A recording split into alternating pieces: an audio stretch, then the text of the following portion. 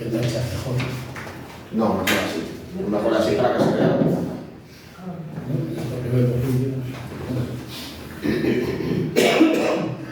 Bueno, vamos a ver si continuamos con el urbanismo del siglo XIX.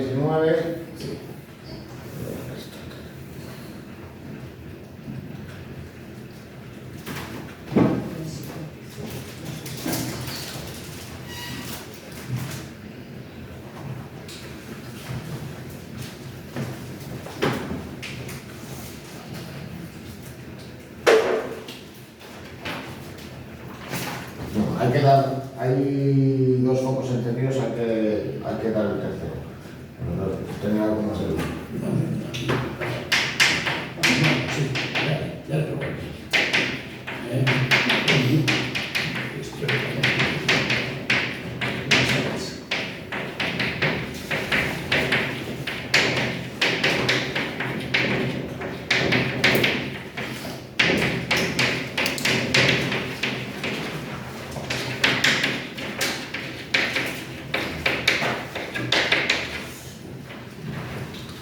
Bueno,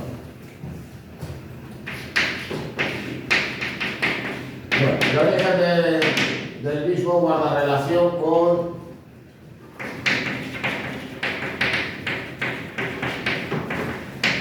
la revolución industrial.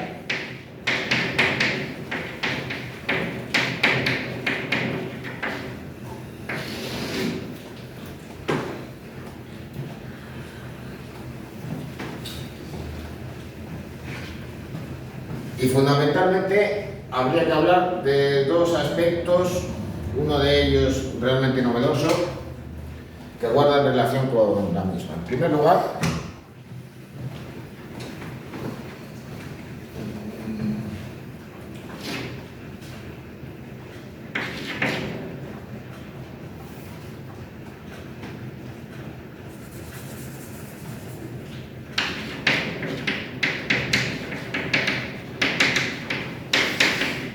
hay que señalar el crecimiento acelerado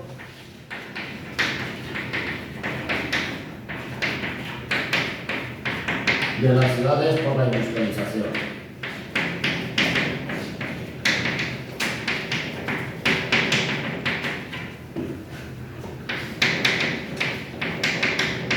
El éxodo rural que conduce a miles y miles de personas a los lugares donde estaban las fábricas, las minas, las áreas portuarias, los nodos ferroviarios, hacen que las ciudades crezcan aceleradamente y sin planificar, con lo cual aparecen barrios obreros con condiciones insalubres, sin una red de saneamiento, sin calles urbanizadas, sin disponer de agua corriente. Hay que entender que, bueno, que en un principio pues, el agua no llegaba directamente a estos hogares, sino que se abastecía a través de fuentes. Y aún así, pues, sufrían también esa carencia. Las viviendas eran insalubres cuando no directamente en chabolas, en las cuales se hacinaban los trabajadores con sus familias. Con lo cual, pues, frecuentemente estos barrios que surgen improvisadamente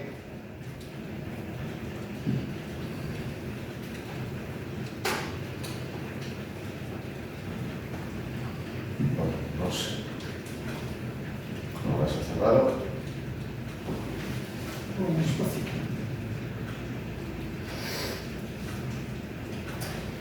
Por lo que es, no, es que tenía que haber abierto el archivo antes. No tenía en el centro y no. Con lo cual, pues esa era la situación que aparecían en esos barrios que habían crecido improvisadamente junto a sus lugares de trabajo.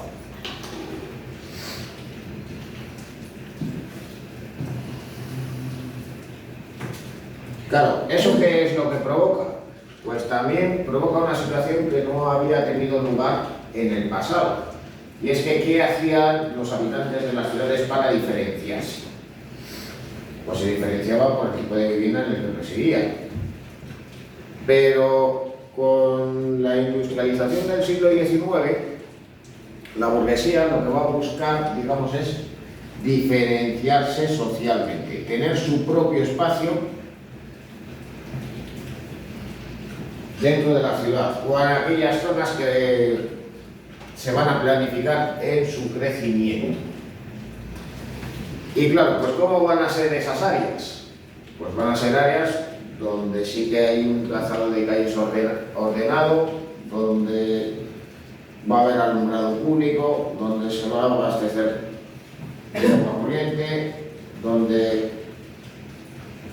va a haber una red de saneamiento y donde también va a haber espacios que respondan a los intereses de la burguesía.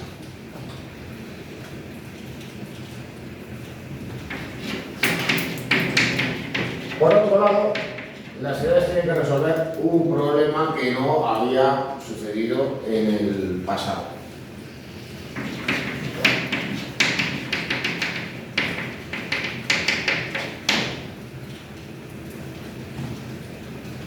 Y era la llegada del ferrocarril. El ferrocarril era visto como un elemento de progreso. Pero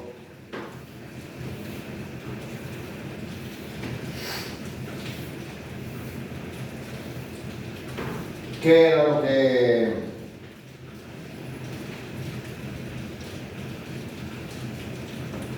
era lo que pasaba entonces con él? Bueno, pues si era una ciudad que estaba en expansión, podría darse la circunstancia de que las estaciones de ferrocarril estuvieran más bien a las afueras. Luego ya posteriormente, digamos que la ciudad absorbería dentro de su gama urbana al ferrocarril. Pero, ¿qué era lo que pasaba con grandes ciudades ya existentes que en muchas ocasiones eran el origen y final de esas líneas de ferrocarril? Pues evidentemente esto era un problema. Si el ferrocarril tenía que llegar al corazón de la ciudad, pues había que derribar edificios y ordenar nuevos espacios en función de la llegada del ferrocarril. Al fin y al cabo, eso era un desafío al que se tuvieron que enfrentar en Londres de la época, en el París de la época, en Berlín de la época, etcétera. Naturalmente también en el caso de Madrid y de Barcelona. Y por otro lado,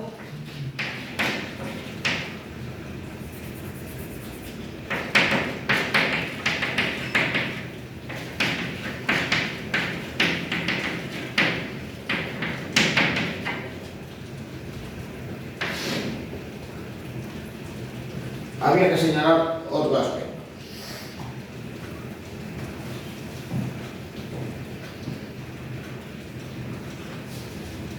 En el caso de la burguesía,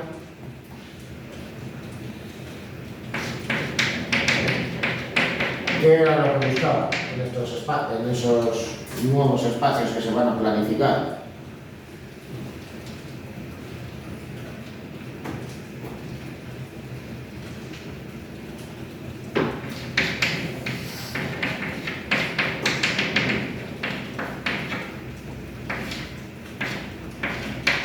Pues buscan espacios donde se pueda mantener el orden público y que sean higienos.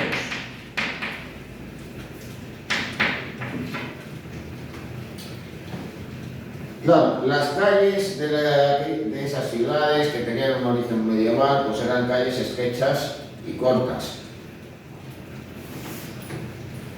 Y claro, pues eran lugares donde fácilmente uno podía ser asaltado y donde pues frecuentemente por su mala ventilación pues eran focos de enfermedades infecciosas. Con lo cual, ¿qué es lo que se va a preferir según la mentalidad burguesa de la época? Pues que las calles sean amplias, y que cuente con espacios soleados, al mismo tiempo que se van a ordenar calles donde van a estar presentes también zonas ajardinadas. Con ello también, ¿qué es lo que va a buscar la burguesía?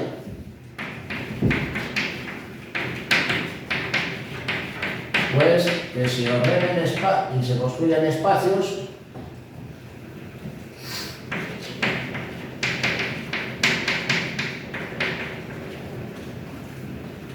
que van a responder a sus intereses económicos, pero también con respecto a sus gustos y ocio personal.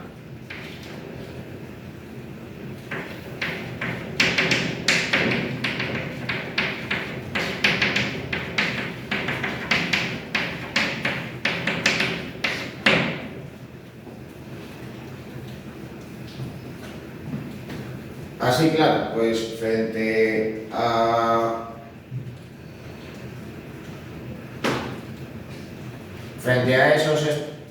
a esos espacios de crecimiento desordenado que eran los barrios obreros, pues esos espacios habitados por la burguesía pues van a ser los lugares donde, por ejemplo, pues nos vamos a encontrar con las galerías comerciales, los mercados de alimentos, los teatros, las óperas, etcétera, etcétera. Un ejemplo de ello lo tenemos aquí. Este edificio es la Royal Opera House de Londres, que se encuentra en Covent Garden. Covent Garden, ¿qué era en su momento, en su origen? Pues una plaza de mercado. Pero claro, en el siglo XIX, pues la compra de esos productos frescos al aire libre o en los soportales de las plazas deja de realizarse. Se empiezan a construir mercados como lugares donde se van a vender ese tipo de productos. Y claro, pues esas plazas de mercado, ¿en qué se van a convertir? Pues simplemente en plazas, que a su vez pues pueden convertirse al mismo tiempo en lugares donde se van a construir edificios como ese, que van a responder, por tanto, a sus intereses particulares. Ese interés por el orden público también es reflejo de la mentalidad de los gobernantes de la época. Bueno, aquí tenéis una imagen de la isla de la Cité, en París. De hecho, pues aquí tenéis señalada la catedral de Notre Dame de París. Claro, cuando llega al poder Napoleón III piensa que es mejor que a él no le pase como a Luis XVI de Francia, como a Carlos X, como a Luis Felipe de Orleans, es decir, no quiere que haya un levantamiento revolucionario en un país que se lo lleve por delante. ¿Y qué tiene que ver esto con la ciudad? Bueno, pues la París de la época era en la primera mitad del siglo, pues era una ciudad con calles estrechas y cortas, donde fácilmente se podían levantar barricadas, donde las fuerzas de orden público podían sufrir emboscadas, ser atacados desde las ventanas y balcones, arrojándoles todo tipo de cosas, con lo cual se va a ordenar la ciudad tratando de evitar esos levantamientos revolucionarios. Se van a abrir calles amplias para que en caso de revuelta pues el ejército pueda barrir esas barricadas con disparos de artillería y cargas de caballería, aparte de poder comunicar mejor diferentes puntos de la ciudad para poder llevar batallones o regimientos de un lugar a otro de manera más rápida.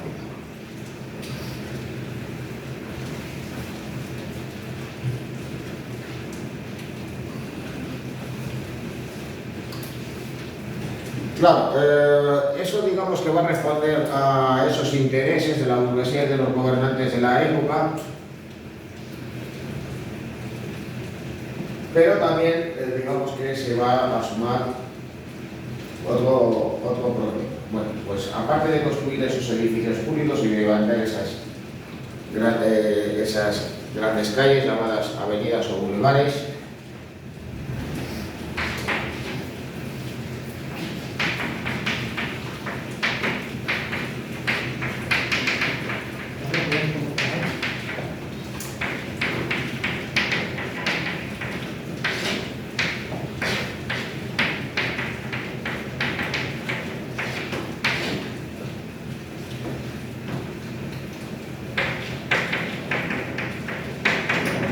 Ahí lo que tenéis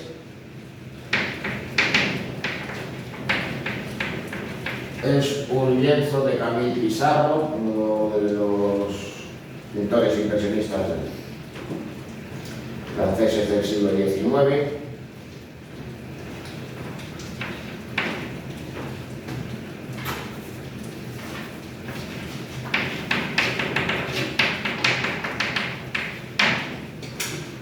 Pues había que sumar también otro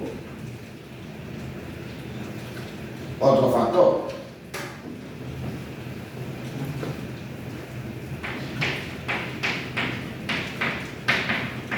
Y era la escasez y encarecimiento del suelo.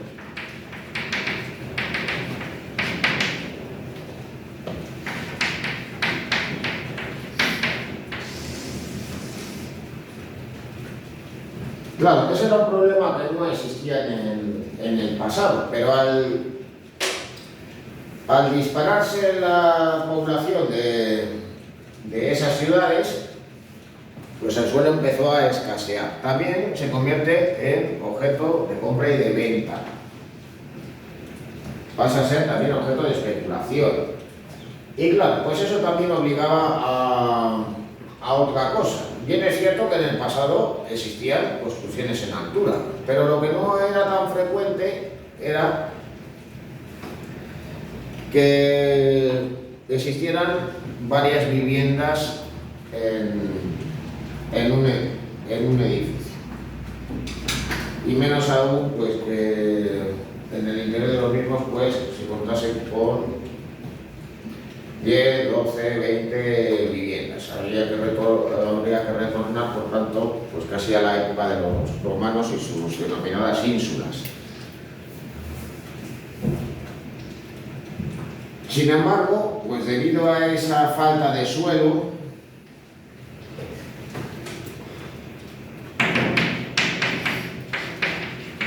y a la aparición de los nuevos materiales de construcción de origen industrial,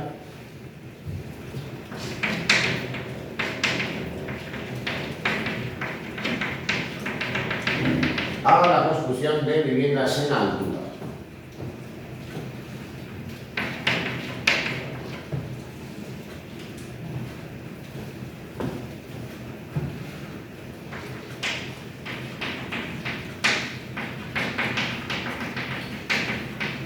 Los cuales, digamos, se van a generalizar.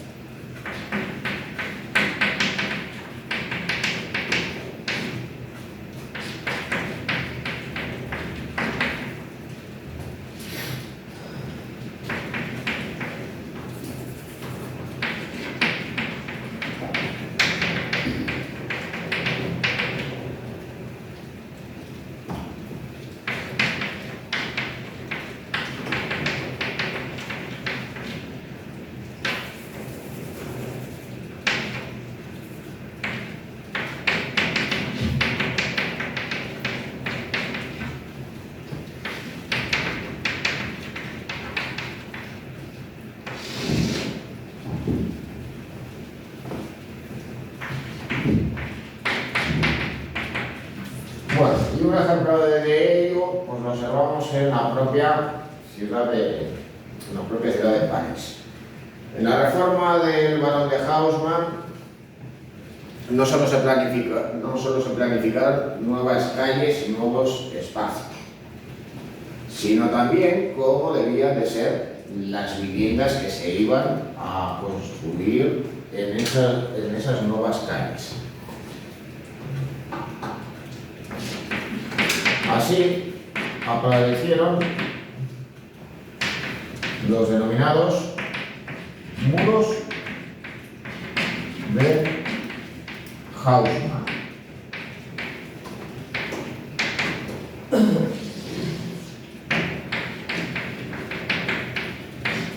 Bueno, se ordenan fachadas que venían a ser pues prácticamente idénticas y todo ello, digamos, ordenado de una manera un tanto simple. En la planta baja nos vamos a encontrar pues no solo con el acceso al edificio, sino también el lugar donde se iban a emplazar comercios. Así, pues, tiendas, boutiques o los célebres cafés parisinos se van a emplazar en esos lugares. La primera planta venía a considerarse una planta noble.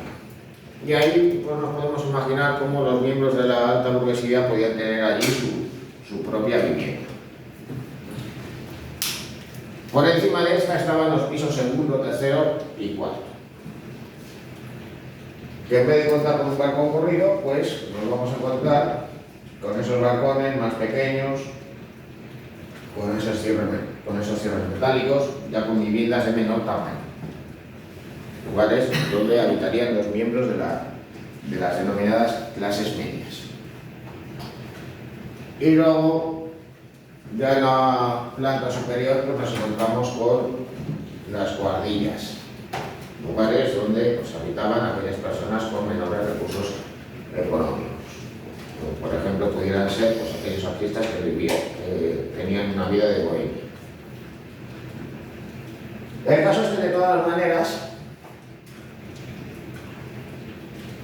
esas construcciones en altura también se repetían en el interior. Estos son manzanas cerradas y al acceder por el portal de uno de estos bulevares, ya también estaríamos accediendo a patios interiores que nos dan acceso a su vez a otras viviendas. Ni qué decir tiene, por esa especulación con el suelo, que aquellas viviendas, digamos, más caras van a ser las que se encuentren en plena calle, contando con una mejor iluminación y ventilación que aquellas que se encuentran en esos patios interiores.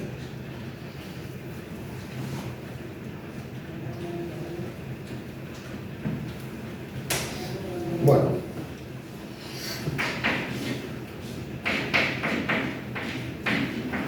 No obstante, pues hay que tener en cuenta que hubo iniciativas no solo públicas para ordenar el espacio de las ciudades o de nuevas poblaciones que surgieron,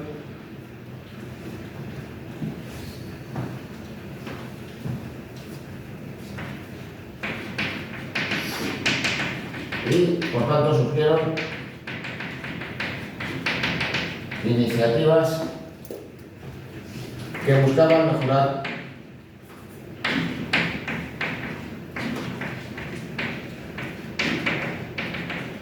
las condiciones de los trabajadores.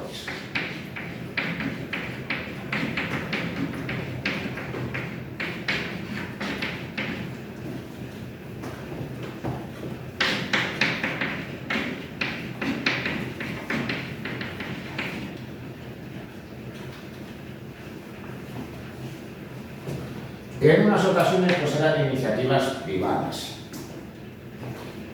no ya tanto por parte de las instituciones públicas.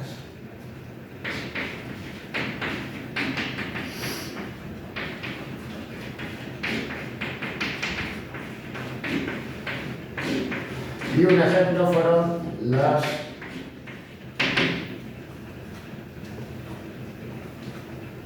los de las denominadas ciudades obreras, creadas por la Société Lucienne des Cités Ouvrières, es decir, la Sociedad Gaussiana de Ciudades Obreras.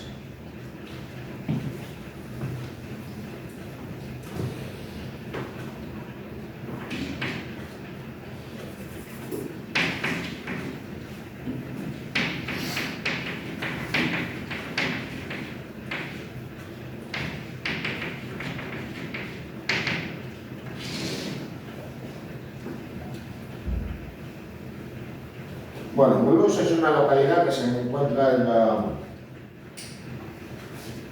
si no recuerdo mal, en la región de Alsacia, y el dicho lugar, Jean Dollfus, un empresario francés, pues planifica la construcción de poblados donde iban a estar las viviendas de los trabajadores de sus fábricas, Con lo cual pues él buscaba pues, mejorar las condiciones de vida de sus obreros, con un entorno digamos, más saludable, con viviendas de mejor calidad, ordenando calles, también zonas ajardinadas, espacios comunes. Luego estas viviendas pues, además contaban con su propio jardín para poder disponer de una pequeña huerta. Evidentemente, pues las viviendas se encontraban junto a las fábricas. Por aquel entonces no existían los polígonos industriales.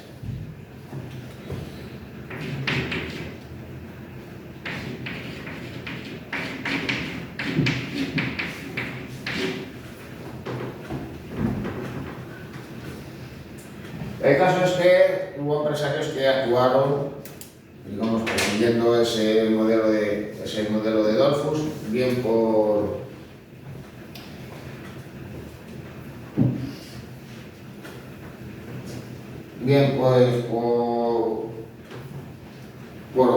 simple oportunismo, es decir, para evitar, digamos, problemas con los trabajadores de sus empresas o digamos, pues por un afán sincero, mejorar las condiciones de los obreros. Paralelamente a ello, también va a haber quienes piensen en los efectos negativos de la industrialización. Ya se empiezan a vislumbrar los efectos de la contaminación, al tiempo que se observan pues, las condiciones insalubres en las que vivían los trabajadores. Así que empiezan a planearse cómo debían de ser esos espacios habitados por los trabajadores, que contemplaban dos cosas al mismo tiempo. Por un lado, tener un mayor contacto con la naturaleza y por otro lado, cómo comunicar esas nuevas ciudades con otras. Contemplando, por tanto, el uso del transporte público.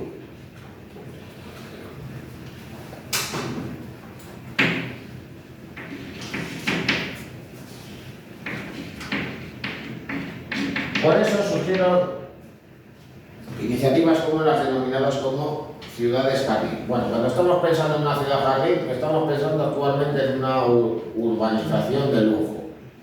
Pero cuando se idean en el siglo XIX, no se piensan como un espacio donde iban a vivir las personas más adineradas de la sociedad, sino lugares donde deberían de vivir los trabajadores.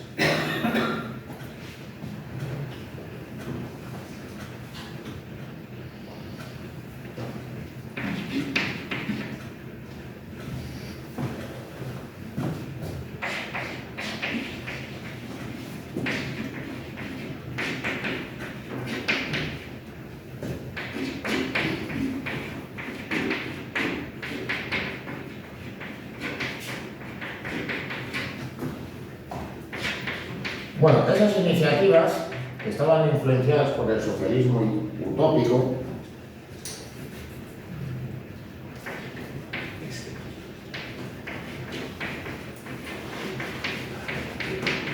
tuvieron pues,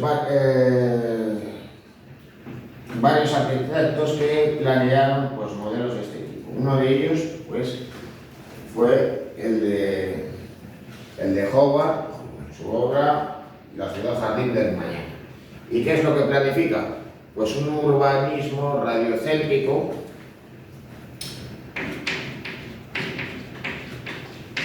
en el que esas localidades estarían comunicadas unas con otras a través del transporte público, a través del ferrocarril, a través del tranvía.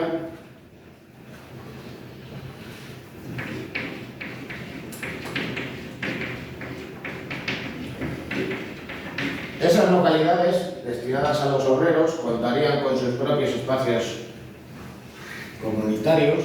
Aquí, por ejemplo, pues, aparecen pues, edificios tales en ese centro neurálgico de la ciudad, como el ayuntamiento, la biblioteca, el teatro, el hospital, el museo de la ciudad.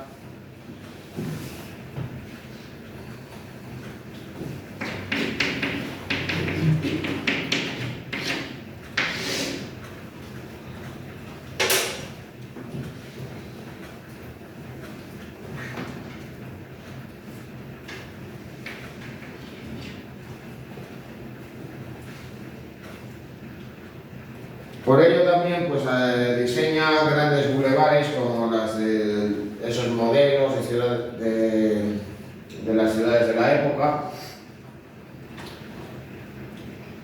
que permitían a su vez pues, comunicar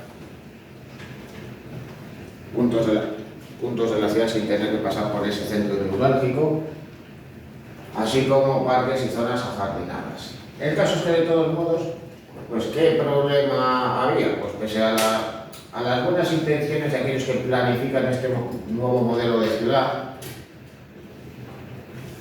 pues ¿qué fue lo que pasó? Pues que los trabajadores de la época, digamos que no se podían permitir vivir en esos espacios.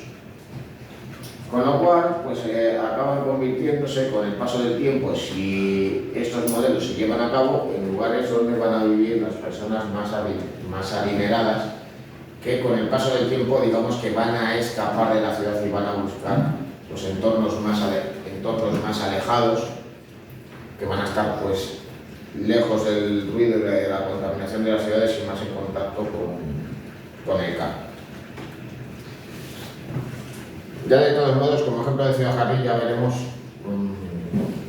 lo que sucede ya más concretamente en Madrid.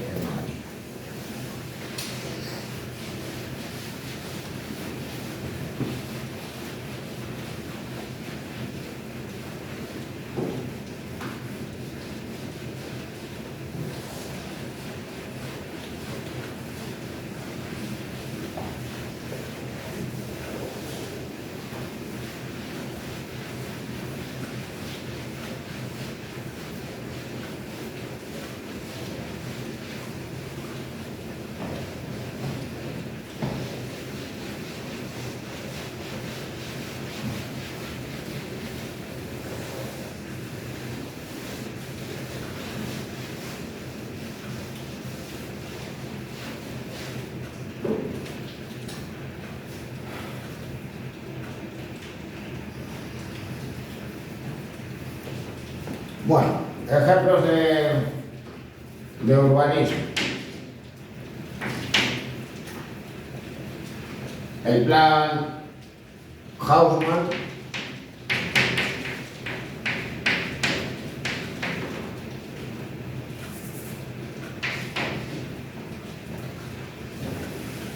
de París.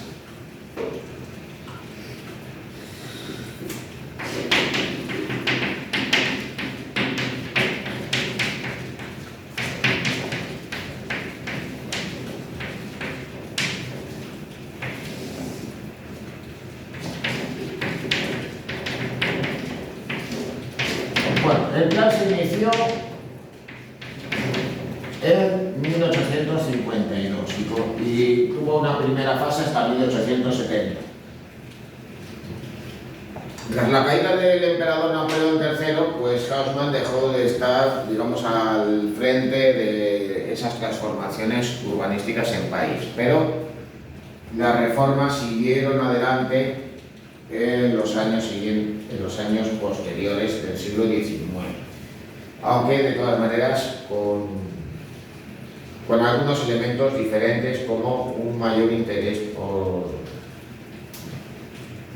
por la construcción de parques públicos o también pues, a la hora de pensar en los espacios habitados por los trabajadores de la ciudad. El caso que la reforma del barón de Haussmann pues, contemplaba, pues, por un lado, tres cosas. En primer lugar, había que tratar de resolver la llegada del ferrocarril a la ciudad, evitando pues, los problemas que habían podido surgir con anterioridad. En segundo lugar, lo ya mencionado con respecto al orden público. Haussmann pues, ordena nuevas calles con el fin de evitar pues, un levantamiento en la ciudad, una sublevación, por lo menos pues, para tratar de aplastarla de la manera más rápida posible.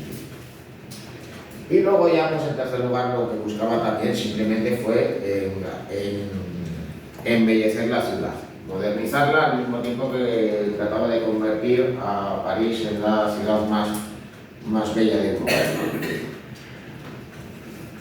Todo ello pues, mediante unas obras muy intensas que llevó a la desaparición parcial del trazado medieval de las calles parisinas y la apertura de grandes bulevares y avenidas, destacando pues, especialmente esta parte del entorno de la Place de Toy o actual Plaza de Charles de Gaulle, donde se encuentra el Arco de Triunfo, abriendo pues, grandes bulevares,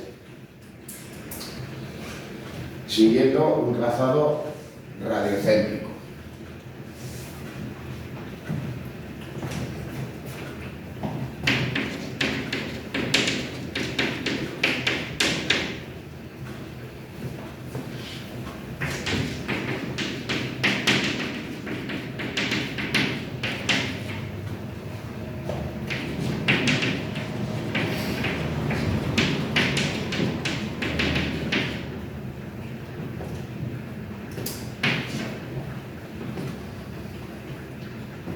Bueno, ¿cómo se ordenan esos espacios? Pues creando manzanas cerradas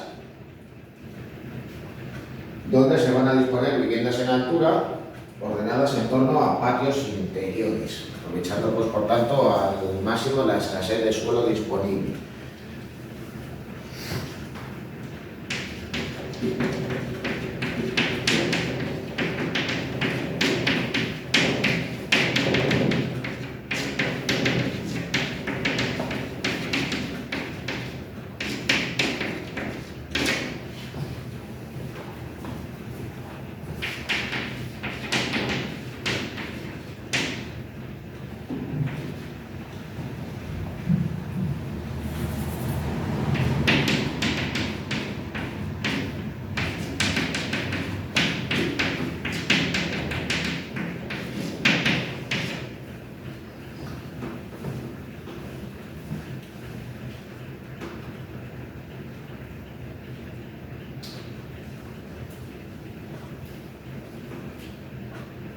Luego además, pues también hay que tener en cuenta que aunque el plan se quedó incompleto, pues se siguió durante el siglo XIX abriendo nuevas calles, aunque en el plan de Haussmann, pues inicialmente lo que hizo fue, digamos, privilegiar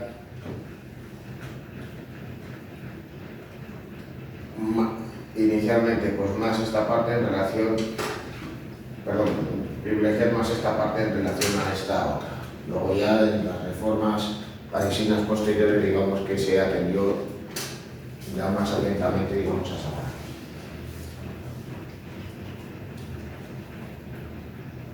Bueno, aquí pues lo que veis es ese entorno de la Plaza Charles de Gaulle con el Arco de Triunfo, donde parten pues, esos 12 grandes bulevares, incluido también la Avenida de los Campos Elíseos.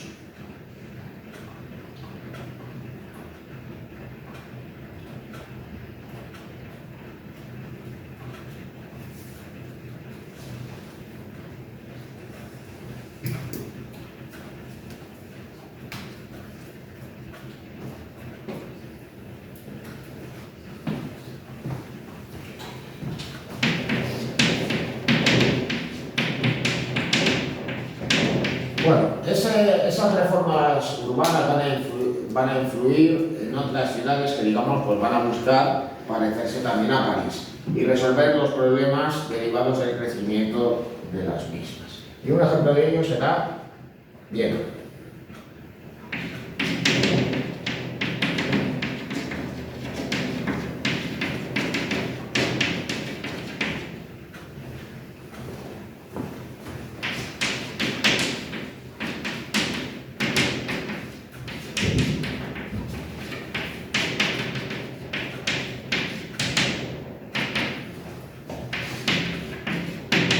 Bueno, pues bien hay que recordar que era un pequeño país, sino la capital de todo un imperio, el imperio austrohúngaro. La ciudad había estado creciendo y, claro, pues tenía que crecer fuera de sus murallas. ¿Qué pasaba con las murallas de Viena? Bueno, pues no hay que pensar que el amurallamiento que tenía la ciudad pues era parecido, qué sé yo, pues a las murallas de Ávila. En primer lugar, pues el aspecto que tenían era el propio de las construcciones defensivas del siglo XVII y siglo XVIII, con esa forma más o menos de estrella, con sus baluartes. A todo ello, pues había que sumar que existían fosos y terraplenes para favorecer la defensa y evitar los bombardeos de artilleros. Bueno, en el siglo XIX se observa que, aparte de impedir defender eficazmente a la ciudad, pues las murallas eran un estorbo y que impedían el crecimiento de la ciudad, con lo cual se derribaron. Y en ese espacio, respetando, digamos, el llamado casco histórico, respetando, digamos, la ciudad medieval, pues se ordena la construcción de una gran avenida que circunvala parcialmente, digamos, a ese casco histórico. Se trataba de la Ringstraße, un enorme bulevar donde también se van a localizar edificios muy destacados de la ciudad. Evidentemente, la Catedral de San Vito no se va a localizar en esta gran avenida, pero ¿qué edificios nos podemos encontrar allí? Bueno, pues nos encontraríamos con el Parlamento de Austria, y no está mal dicho porque en Budapest estaba el Parlamento de Hungría, como ya habíamos visto con anterioridad en otra clase. También el propio Palacio Real, el ayuntamiento que tenéis aquí, el Burgoteatro, cada uno, pues además, digamos, en un estilo diferente que responde al eclecticismo de la época. El Parlamento se construyó en estilo neoclásico, el ayuntamiento en estilo neogótico y el Burgtheater en estilo neobarroco, asemejándose por tanto a la ópera de Garnier de París. Bueno, aquí en cambio, por lo que veis, es una imagen aérea de la misma y, por cierto, tenéis el ayuntamiento.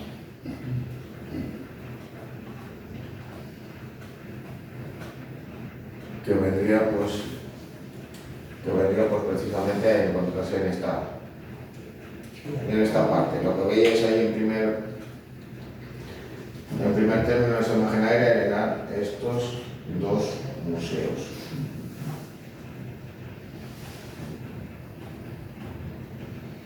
Bueno, en el caso de España, ¿qué es lo que sucede?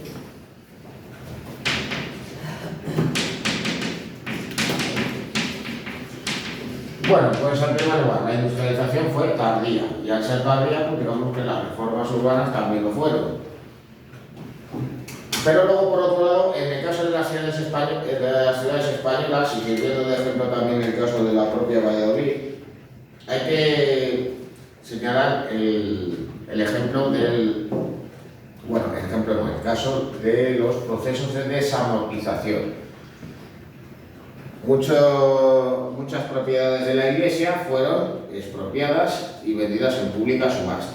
Y claro, pues no solo había monasterios que se encontraban en zonas rurales que fueron desamortizados. También otros edificios religiosos que se encontraban dentro de las ciudades, con sus correspondientes huertas. Con lo cual, pues se liberaron terrenos que pasaron a ser edificados. El caso es que, de todos modos, pues al tiempo que se abrían nuevas calles y plazas,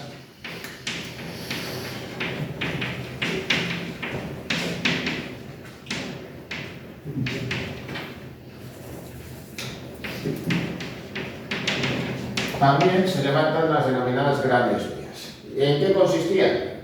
Pues en amplias avenidas que permitían pues, comunicar los centros de las ciudades con su periferia o atravesar buena parte de la misma, con una vía rápida de comunicación, pero también un lugar donde se van a construir esos nuevos edificios y esos nuevos espacios que respondían al nuevo gusto de la época.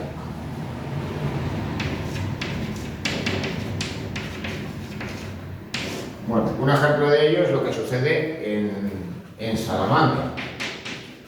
Se levanta una gran vía cuyo planeamiento se cumplió parcialmente, porque yo no sé si recordáis cómo es la Gran Vía de Salamanca, que literalmente se va estrechando poco a poco en dirección al Tormes hasta convertirse simplemente en una calle con un carril para cada sentido.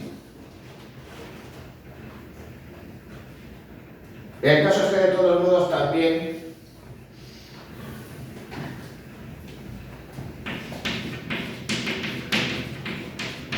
se van a ordenar nuevos barrios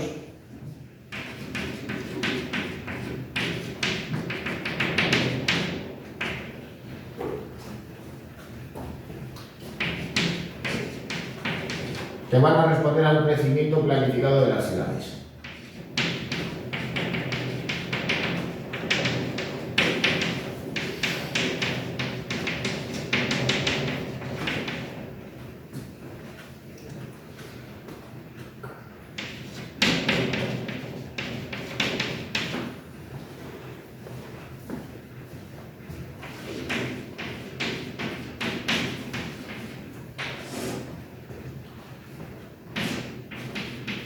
Bueno, estos ensanches van a tener calles perpendiculares unas a las otras, es decir, con un plano o plano ortogonal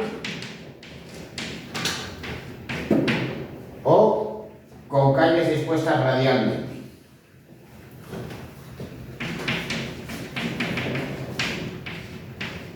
Cuando no, una combinación de los mismos.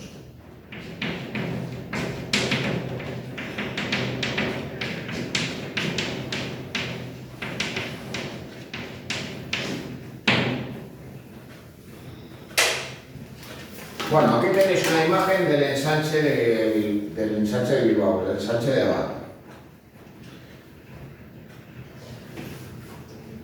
Respetando el trazado medieval de las calles del llamado Casco Viejo, se ordena la construcción de ese nuevo barrio. Y claro, pues ¿por qué se ordena este espacio así? Pues por un lado, por la llegada del ferrocarril, la llegada del ferrocarril, por otro lado, también por el desarrollo urbano de la ciudad debido a la industrialización.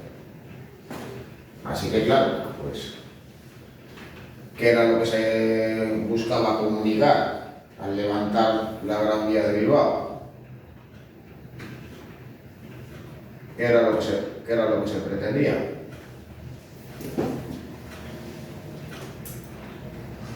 Pues comunicar el puerto con otras partes de la ciudad. Así se levanta un trazado de calles perpendiculares unas a las otras, pero también se abren dos amplias avenidas en diagonal para favorecer la comunicación dentro del ensanche, que vendrían a converger en este espacio, en la plaza elíptica.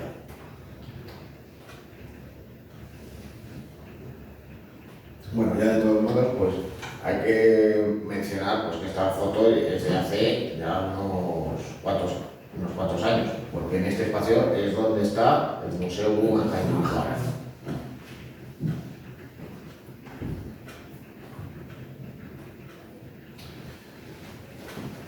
Bueno,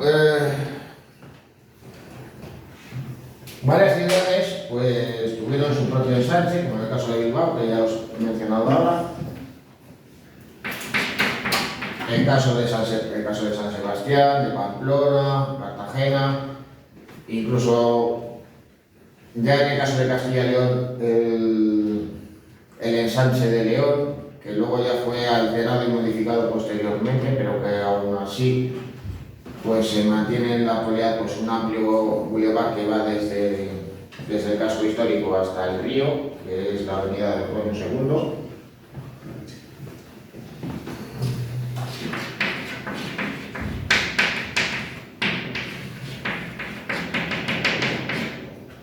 Pero ya más concretamente, en el caso de Madrid, lo que se llevó a cabo fue parcialmente el plan de Carlos María de Castro.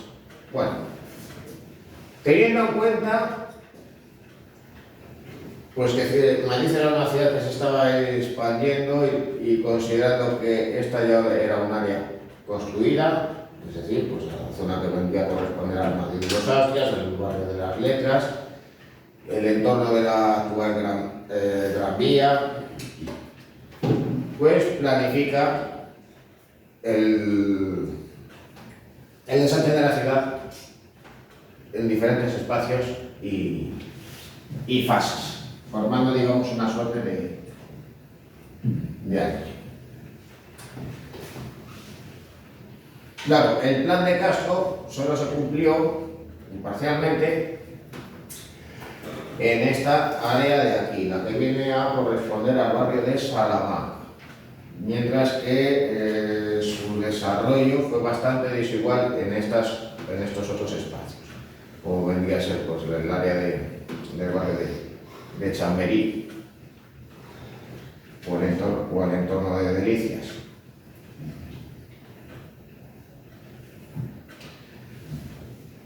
Aún así, pues se levantaron pues, calles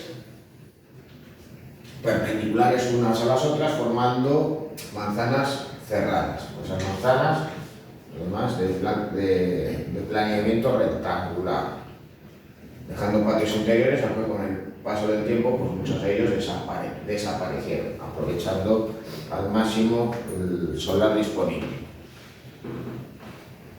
Aunque luego, por cierto, se respetaron las alturas que contemplaba el plan de Castro, codificándose edificios de mayor altura que la prevista y resultando, pues, por tanto, calles pues, peor iluminadas y menos ventiladas. Bueno, luego ya con posterioridad lo que se pensó es en abrir una gran vía en Madrid que comunicase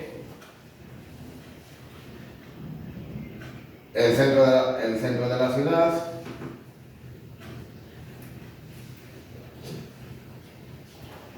con la periferia. Bueno, la Gran Vía, si no recuerdo mal, es esta calle de aquí.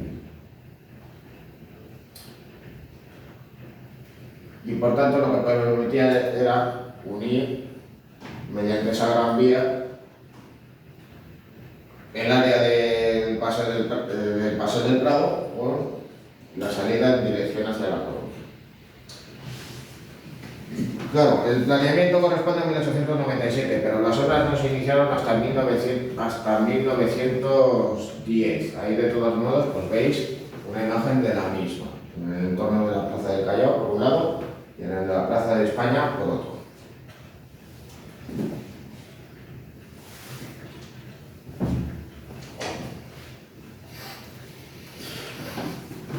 Al tiempo que se aprueba el plan de Castro en Madrid,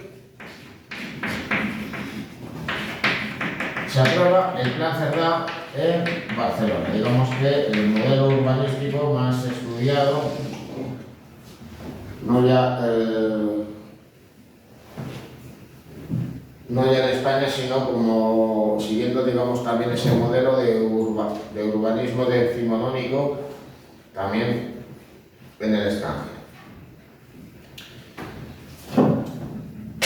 Bueno, ¿qué era lo que pasaba con la Barcelona de mediados del siglo XIX? Pues era una ciudad en plena expansión debido a la industrialización y que se había quedado pequeña. Barcelona conservaba sus murallas, las cuales tenían su origen en en la antigua Hispania romana. No quiere decir que evidentemente su aspecto en el siglo XIX correspondiese al que tenían en el siglo I después de Cristo, pero de todas maneras lo que hacían era circunvalar toda esta área de aquí. Bueno, se presentaron diferentes proyectos y aunque no resultó ganador, finalmente el plan que se llevó a cabo fue el de Ildefonso Cerdá. Bien, ¿qué fue lo que planificó Cerdá? Bueno, pues al igual que en otros planes urbanísticos de la época, respetó el casco histórico, aunque aún así ordenó pues, abrir algunas calles para mejorar la comunicación dentro de la misma. Pero en el resto de espacios de la ciudad, pues, además de resolver la cuestión de la llegada del ferrocarril a la ciudad, pues ordena la construcción de nuevas calles siguiendo ese modelo ortogonal y radiocéntrico al mismo tiempo. Porque Cerdá empieza a vislumbrar la problemática de las comunicaciones de la ciudad. Es decir, prevé agilizar el tráfico dentro de la misma.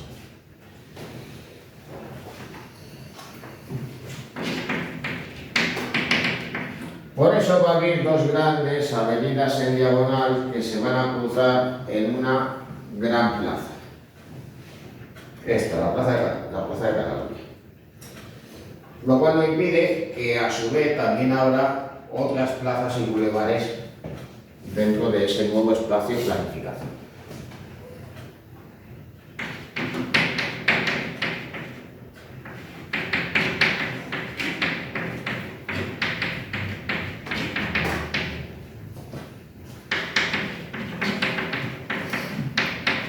Pero a su vez, las manzanas no van a ser simplemente cuadradas.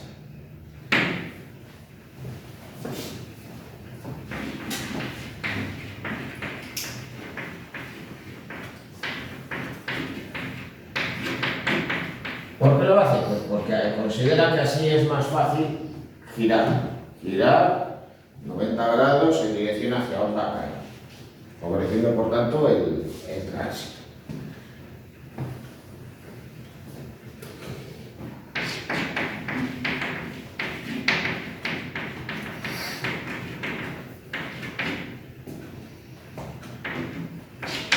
Y luego además, a diferencia de otros planes urbanísticos, como el en el caso de la propia ciudad de París,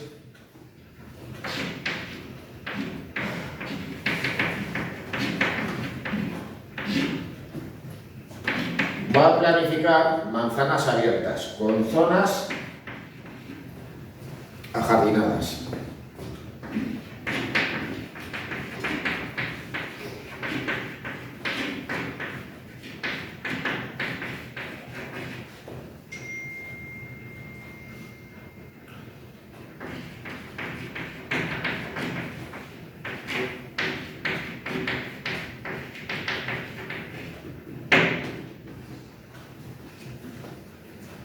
También voy a abrir pues, amplias avenidas, como el caso del Paso de Gracia y nuevas plazas, donde se van a localizar pues, esos nuevos edificios que responden a los intereses de la época. Cabe señalar, pues, por ejemplo, que en el ensanche pues, no solo se levantan viviendas, edificios de uso público, comercio, sino que también allí es donde se encuentra la Sagrada Familia de Barcelona.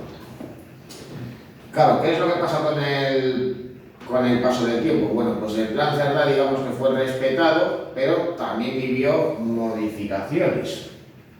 ¿Y a qué se debieron? Bueno, aquí podéis ver perfectamente pues, ese perfil achaflanado de las manzanas, que aún así pues, también supuso que se abrieran nuevas plazas en ese nuevo tejido urbano, con escasas variaciones y modificaciones en cuanto a la planta de esas manzanas, como podéis observar pues, en estos espacios de aquí. Pero claro, ¿qué es lo que sucedió? Pues nuevamente, por la falta de suelo y la búsqueda del enriquecimiento con el mismo, pues ¿qué pasaba con las construcciones? Bueno, Cerdá lo que ideó fue construcciones en altura, pero permitiendo esas manzanas abiertas. ¿Qué es lo que pasó con el tiempo? Pues que las manzanas pasaron a cerrarse y el espacio ajardinado del interior se fue reduciendo, cuando no desaparecieron, porque podéis pensar que en ese patio interior, ¿qué es lo que se pudo hacer? Pues, aparte de aumentar el tamaño de las construcciones resistentes o su reemplazamiento por otras, pues ese espacio interior se podía destinar para otros fines, como por ejemplo, destinarse como garajes. Luego, además, se empezó a construir con alturas mayores que las previstas, construyéndose áticos y sobreáticos, aunque eso sí, tratando de evitar que las calles estuvieran mal iluminadas, digamos que ranqueándose hacia el interior. Bueno, luego también Cerdá también planificaba cómo se debía de urbanizar las calles con el abastecimiento de agua corriente, con el saneamiento de las aguas residuales, la iluminación de las calles, que inicialmente pues ya podéis suponer que no eran con electricidad, sino con gas, y planificando pues cómo tenían que ser las aceras y cómo tenían que ser las calzadas, con zonas también ajardinadas. Bueno, aquí de todos modos en detalle, pues daros cuenta. Lo que planificaba por manzana, Cerdá, era la construcción de viviendas por un total de 67.200 metros cúbicos como superficie construida. Eso ha pasado de que haya manzanas en las cuales se ha construido hasta 294.700 hectáreas.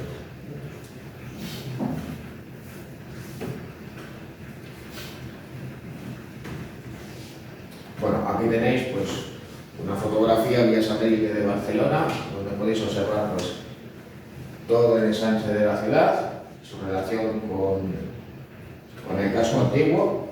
Aquí se encontraría, por tanto,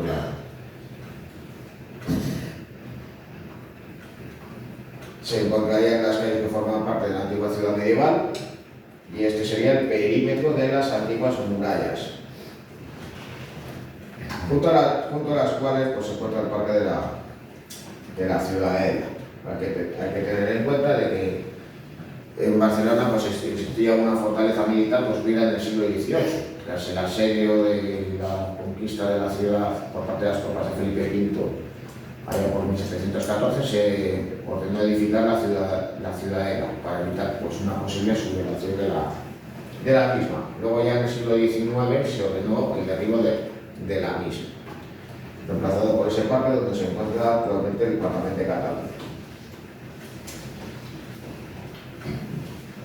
Luego también, pues aquí veis otras imágenes aéreas del mismo, esa diferencia que existe pues, entre el trazado de las calles de la ciudad bella y las del ensanche o ensamble de la ciudad. Luego ya aquí pues, en detalle podéis observar la Sagrada Familia, que llama pues, concretamente pues, en relación con el ensanche, lo podéis observar ahí.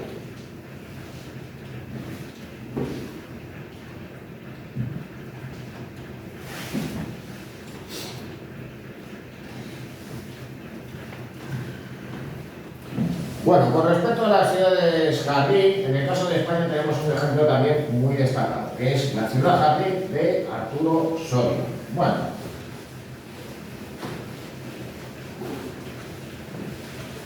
el caso de Arturo Soria es además muy singular. Por un lado, se señala su carácter visionario. El hecho de idear una ciudad jardín que creciera de manera poco más o menos que infinita. Planeaba pues que se construyera pues una enorme ciudad con una calle que comunicara Madrid con San Petersburgo. Ahí es nada. Pero luego al mismo tiempo Arturo Soria fue empresario, creó una sociedad para la urbanización y construcción de edificios en esa nueva calle y la creación de una compañía de transporte público. Claro, él planifica esta ciudad lineal en lo que era por aquel entonces los alrededores de Madrid. Con el crecimiento de la ciudad, la antigua ciudad jardín de Arturo Soria pasó a formar parte del casco urbano de la ciudad. Pero fijaros el plano del proyecto. Aquí aparece San Martín. Pero vamos, por aquí, como diría aquel, todo esto era campo. No habían levantado el Santiago Bernabéu por entonces. El caso este de todos los modos, ¿cómo lo planifica? Pues con unas manzanas en las que se van a construir viviendas unifamiliares, pensadas para ser habitadas por trabajadores, contando pues, con su propia zona jardinada, donde podían contar pues, con su propia huerta.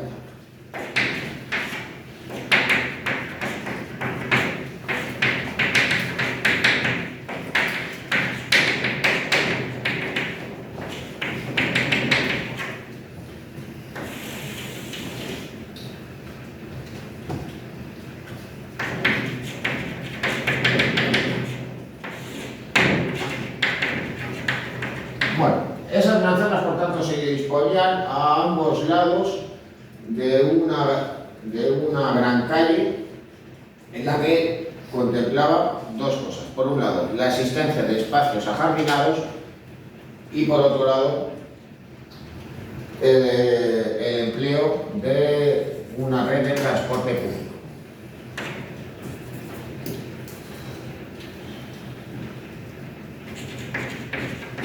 Así que, por tanto, por lo que ordenó, digamos que es una suerte de gran vía de comunicación .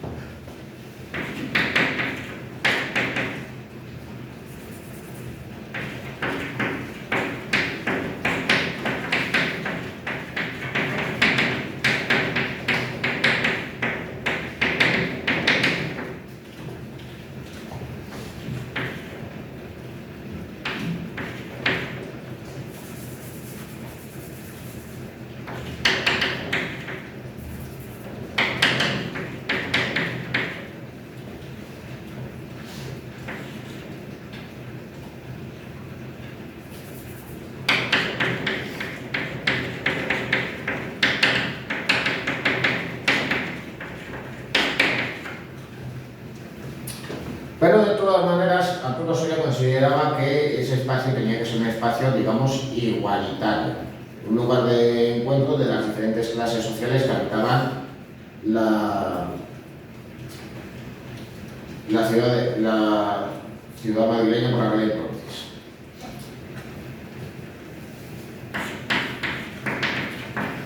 Vale, porque al fin y al cabo de todos modos era reflejo de sus ideas igualitaristas propias del socialismo utópico de la época. Con lo cual, pues también consideró que podía haber espacios que podían ser habitados por burgueses e incluso que correspondieran a su propio ocio personal, ordenando y levantando hoteles que vendían en muchas ocasiones, digamos, a coincidir con las estaciones del tram.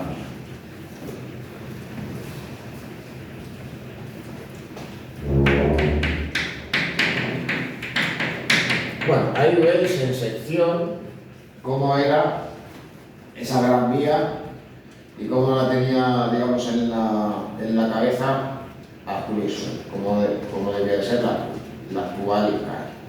Pues bien, a ambos lados se disponían las viviendas, enfrente pues una calzada con zonas ajardinadas, el jardín, digamos, que vendría a corresponder de las viviendas, vendría a corresponder a la parte trasera, pues la calzada, otra acera con zonas ajardinadas y ya en el centro el tranvía. Claro, esto es algo que es diferente de la solución que se busca al transporte público en la actualidad. Es decir, el espacio central correspondería a los vehículos particulares y los laterales al transporte público. Pero claro, a la idea del tranvía, pues viene a ocupar ese espacio central.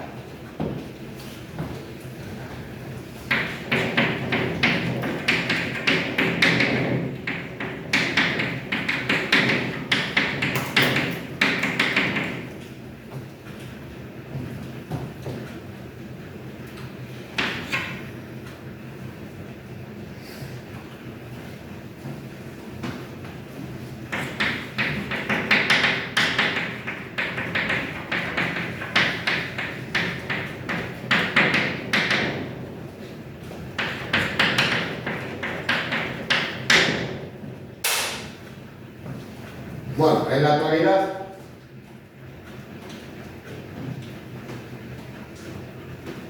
¿qué es lo que queda de ese plan de Arturo Soria? Pues evidentemente pues una calle muy amplia en la que naturalmente pues actualmente no es recorrido por un tranvía. Luego además, en cuanto a las viviendas que se localizaban allí, pues con el paso del tiempo pues muchas han ido desapareciendo, otras de todos modos se conservan, pues, como esta villa que tenéis aquí en imagen y que vendría pues a ser semejante de una de las construcciones planificadas en dicho entorno, que de todas maneras pues un recuerdo que vino a ser absorbido pues propiamente por el crecimiento de Madrid.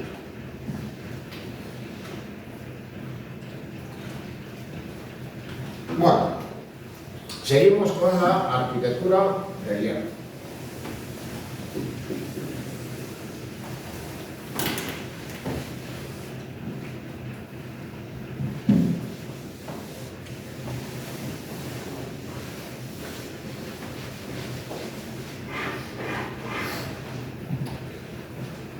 Bueno, ahí tenéis un ejemplo de este tipo de arquitectura que es el interior del Palacio de Cristal del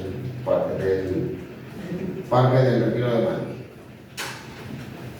y que nos sirve pues, para ejemplificar cómo se utiliza el hierro y cómo se combina al mismo tiempo con el vidrio.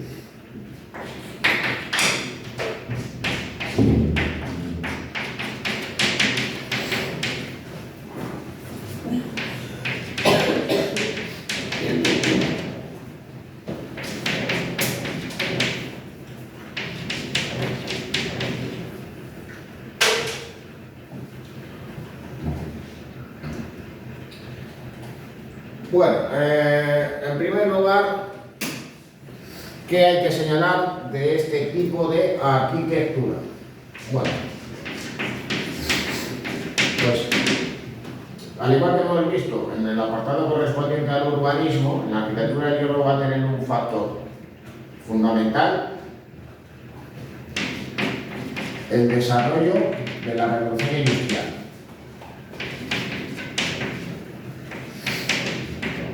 Y es que si esta no hubiera tenido lugar, pues hubiera sido impensable una arquitectura de este tipo.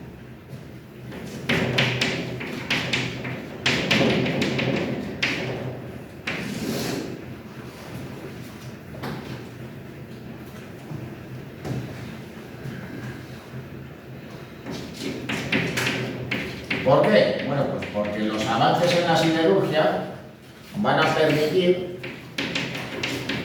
el uso de este nuevo material de construcción. En el pasado, ¿qué sucedía con el hierro? ¿Cómo se utilizaba como material de construcción? Bueno, pues se empleaba de manera limitada. Se podían utilizar pues, piezas metálicas para reforzar ciertas partes de los edificios, como por ejemplo grapas para unir los sillares en las construcciones.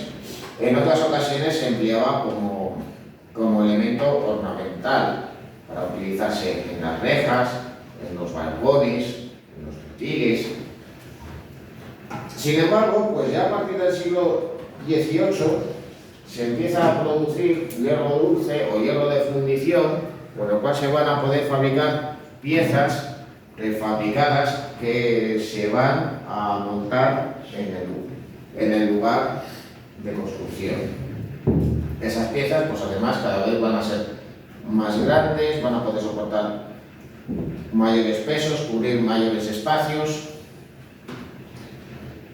Aunque de todas maneras, ya en el siglo XVIII pues, tenemos un importante ejemplo, el puente de Walbrook-Dale, el cual fue el primero construido completamente en hierro. Naturalmente, que posteriormente habrá puentes que cubran espacios, si cabe, mayores.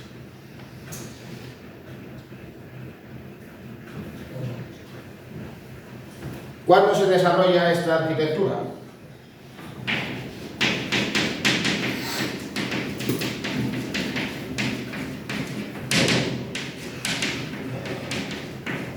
Bueno, aunque las primeras construcciones datan del último tercio del siglo XVIII y que también durante la primera mitad del siglo XIX se emplea el hierro como material de construcción, pues fundamentalmente se va a desarrollar desde mediados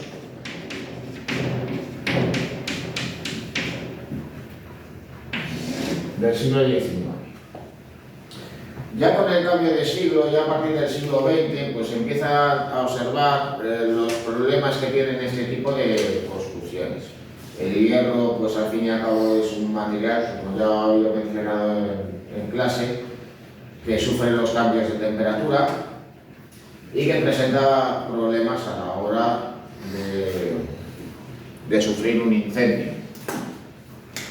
Con lo cual su uso se va a limitar más y construcciones que anteriormente se realizaban solamente en hierro van a empezar a realizarse en hormigón. Bueno, ¿qué características tiene esta arquitectura?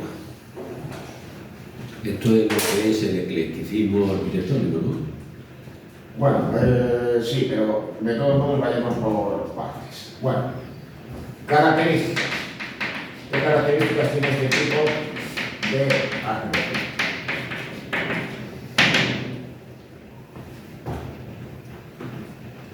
Bueno, pues en primer lugar,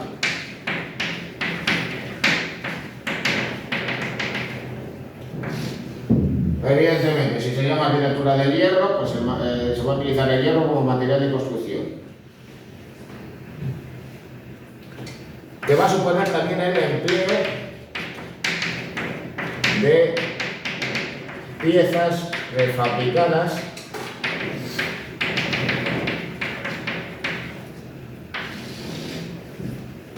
que se producen en las plantas siderúrgicas y que se van a montar en el lugar de construcción.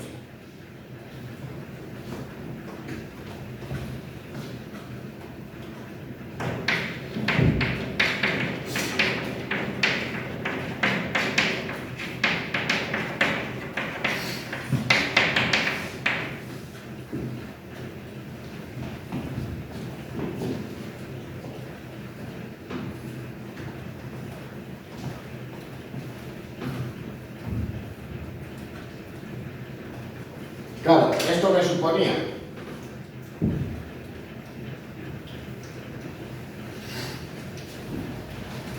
Pues que los tiempos en la construcción de los edificios se van a acelerar.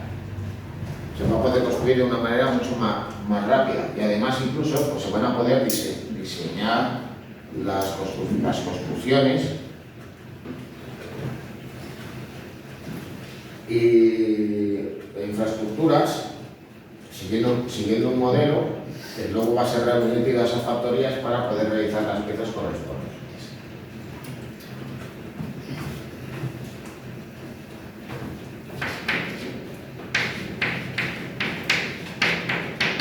Bueno, al mismo tiempo es una arquitectura que va a combinar el vídeo.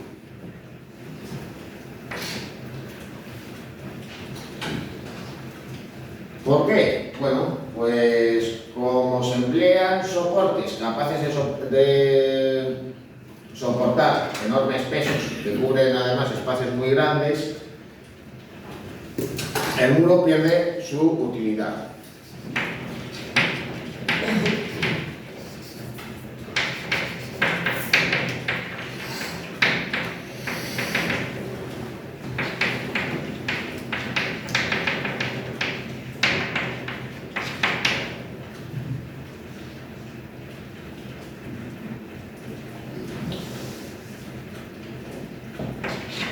Pero no solo, digamos, que van a suprimirse, digamos, esas paredes, sino también las bóvedas, porque el viento se podía utilizar para cubrir también la parte superior de estos edificios. Daros cuenta aquí, en la sala de lectura de la Biblioteca Nacional de París, en este edificio de Larousse, pues se abre un lucernario, cada una de estas cúpulas vaídas. Se emplea una cubierta metálica, pero que al mismo tiempo también recurre al vidrio.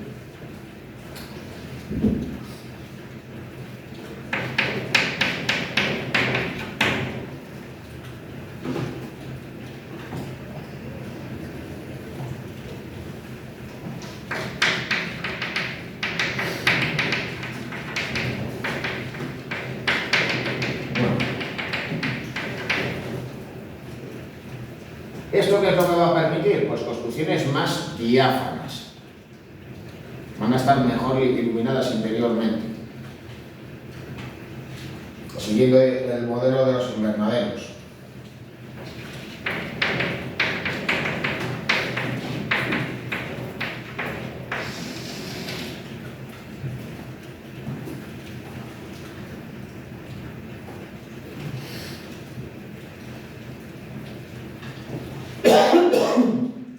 Y claro, pues al utilizar el vídeo para cerrar esos espacios, pues va a poderse establecer una relación entre el interior y el exterior del edificio. Algo que digamos, pues que sucede en la actualidad, cuando observamos pues esos rascacielos que están completamente acristalados, o esos edificios que nosotros consideramos tan novedosos, pues eso tiene su origen en este tipo de arquitectura. Al fin y al cabo, si nosotros entramos dentro del Palacio del Cristal del Retiro, pues nosotros podemos observar desde el interior del parque, mientras que desde el exterior se puede ver a aquellos que están dentro.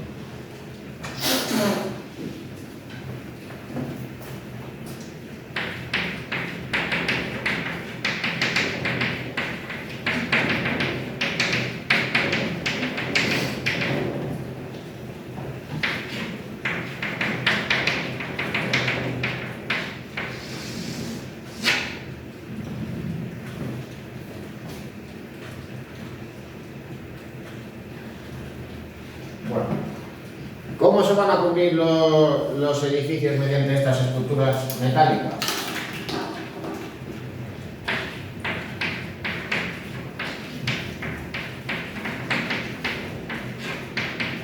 Bueno, pues por un lado se podría seguir recurriendo a la forma de la bóveda de cañón o de cualquier otro tipo de abovedamiento. También se podía seguir recurriendo a la cúpula, pero a la hora de cubrir espacios, digamos que los arquitectos se van a fijar en cómo se cubrían los espacios mediante artesonados de madera. Mediante ese sistema de cubiertas, pues se van a utilizar piezas metálicas que van a ser más grandes en tamaño, más esbeltas, van a ser más delgadas, pudiendo soportar mayores pesos al mismo tiempo que podían cubrir espacios mayores.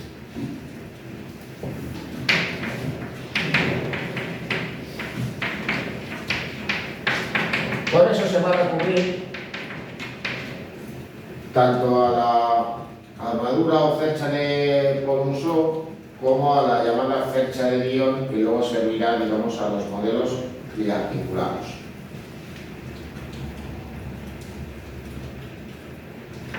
Bueno, ahí tenéis estructuras artesonadas, pero son articuladas.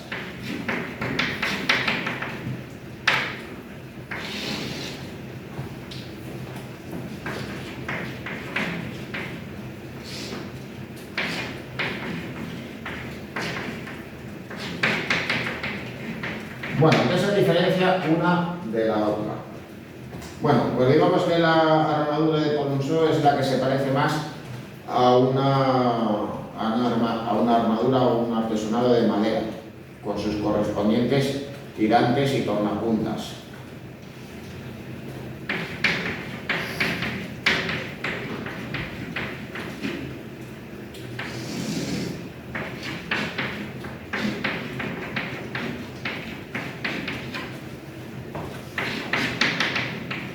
Bueno, digamos que queremos recurrir a una cubierta a 2 aguas.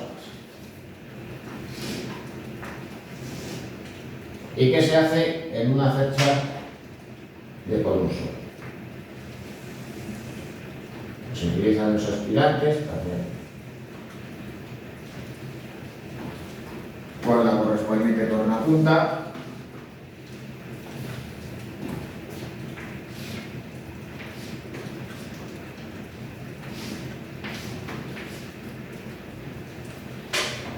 Y luego nos vamos a encontrar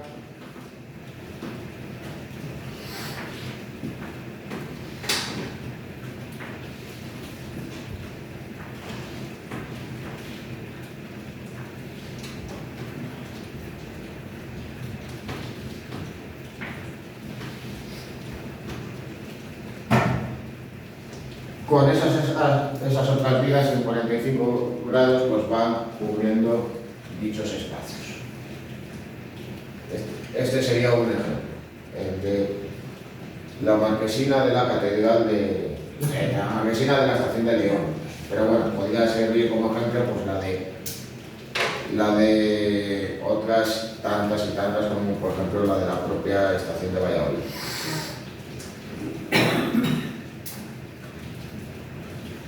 Sin embargo,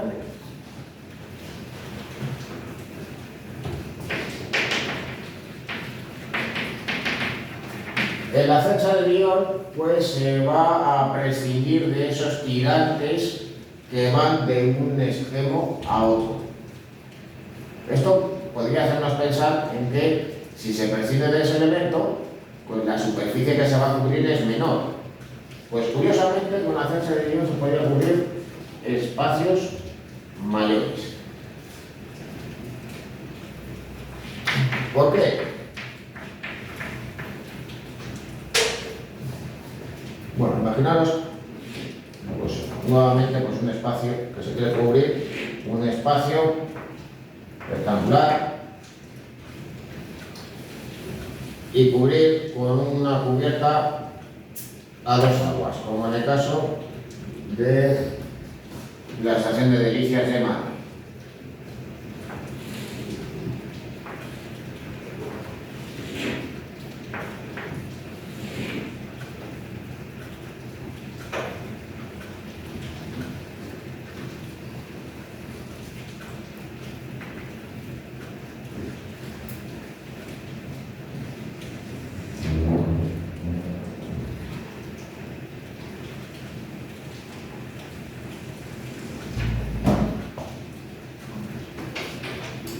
Pues lo que se va a hacer es, digamos, crear una suerte de arco con unos elementos que se van a triarticular y que permitían, pues, a las vigas, digamos, sujetarse y sostener unas a las otras.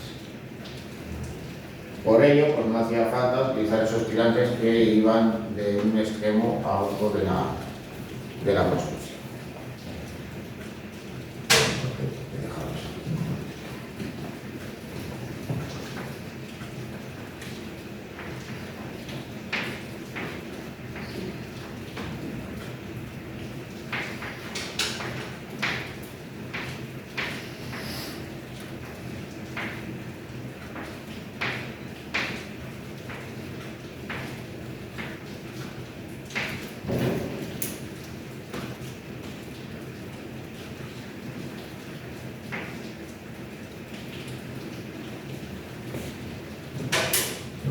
sería por tanto una fecha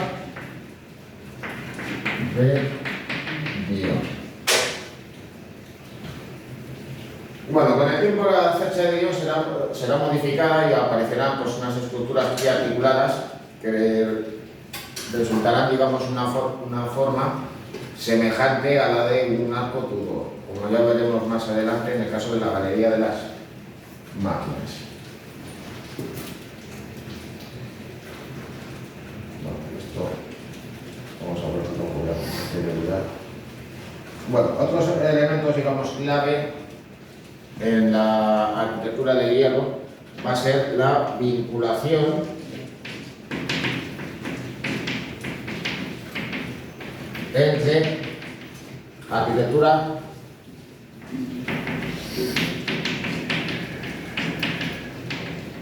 e ingeniería.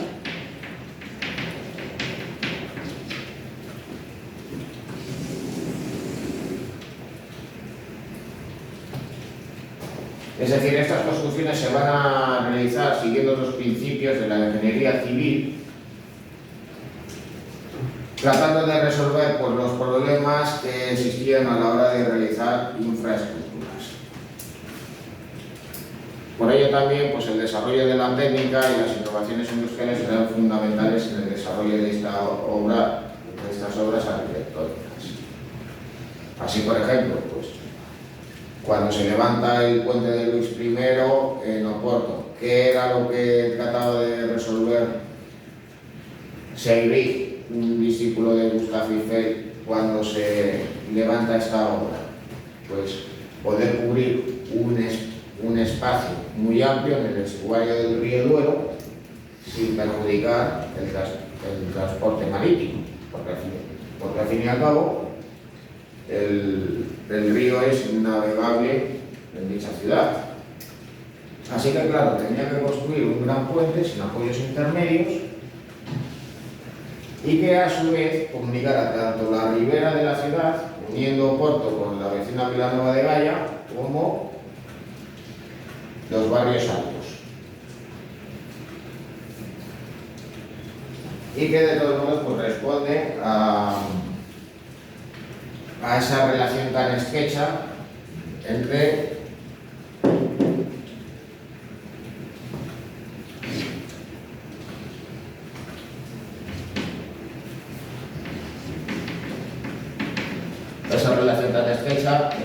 las obras de ingeniería y este tipo de arquitectura.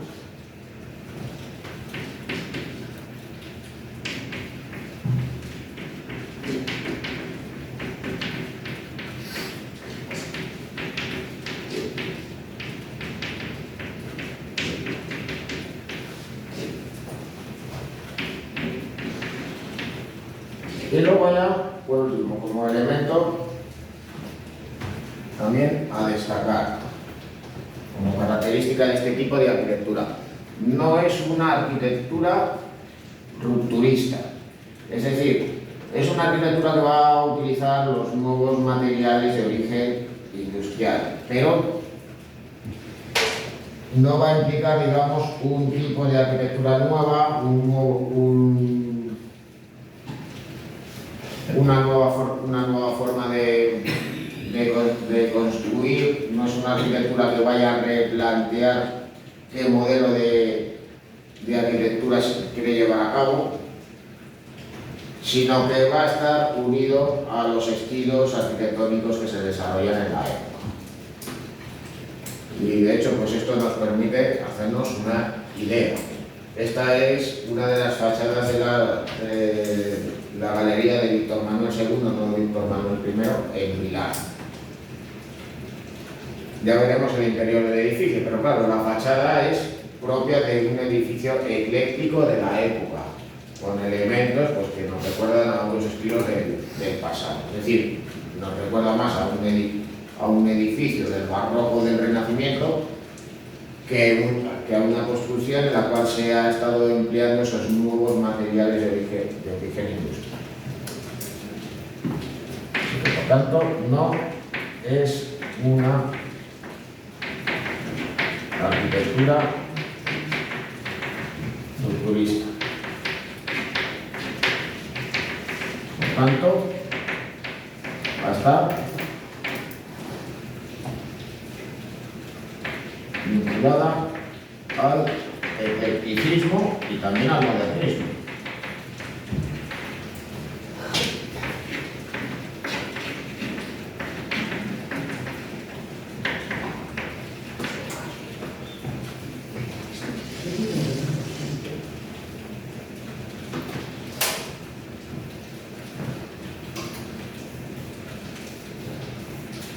Bueno, y luego ya acerca del papel de las exposiciones universales, pues ya atenderemos a ello en la clase del próximo día. Ya con esto concluimos por hoy.